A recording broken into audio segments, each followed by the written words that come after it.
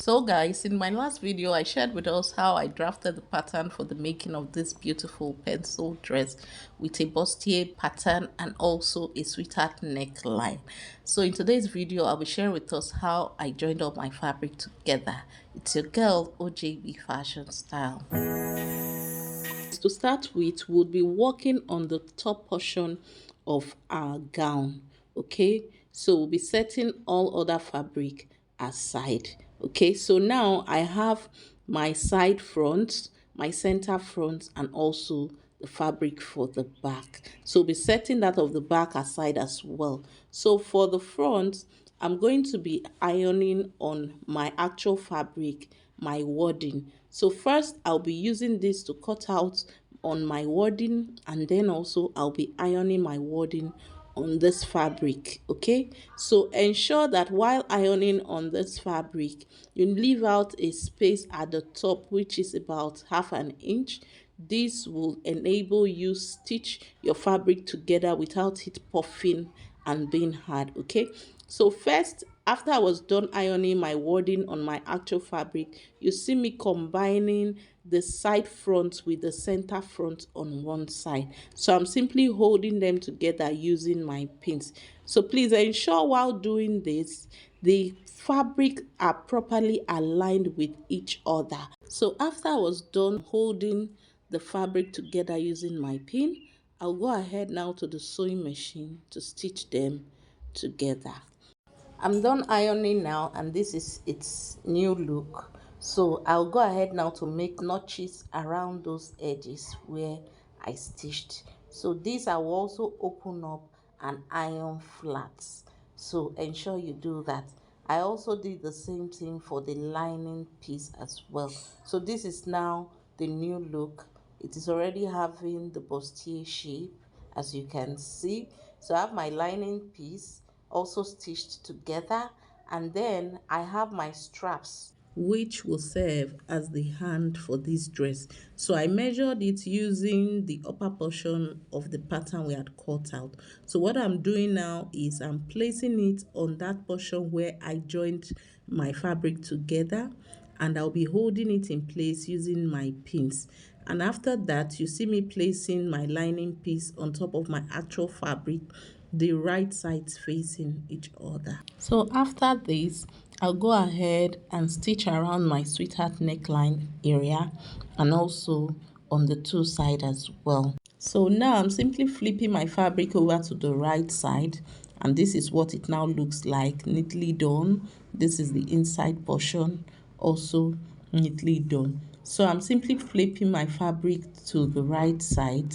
So this way I'll be able to attach the fabric for the back of our top. So ensure you take note of how I am positioning my front of our top.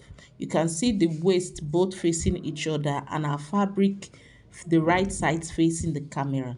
So now I simply flip the front portion of our top over to the other side, and I'm placing my strap on the back fabric. So you could use your tape to measure where to place your strap.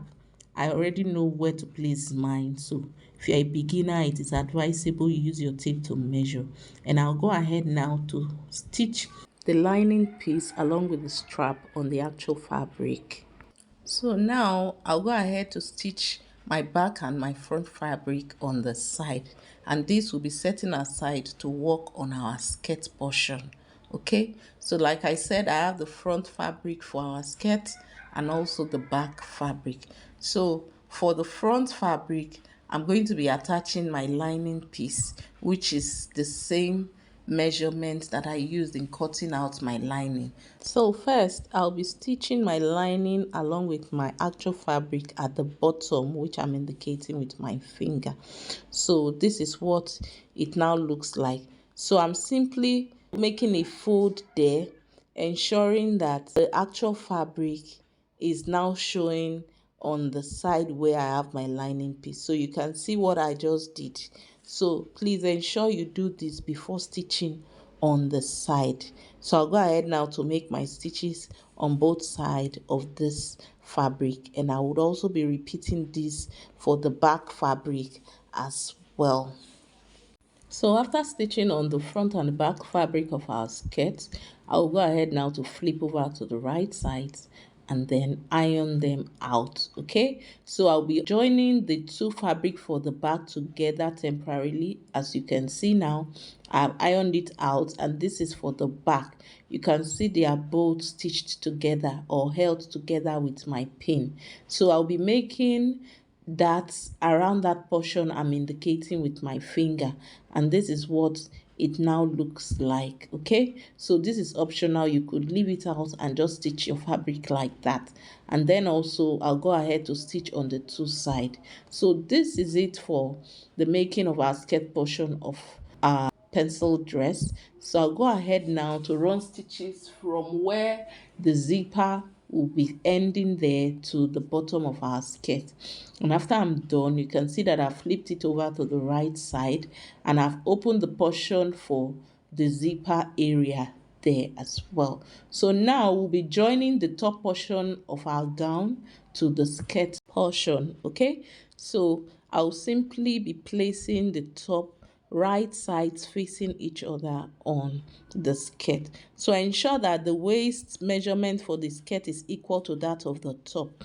And then I usually start my stitching from the midpoint of the skirt at the front. Okay, so guys, after I was done stitching, this is what the gown is actually looking like. Very beautiful.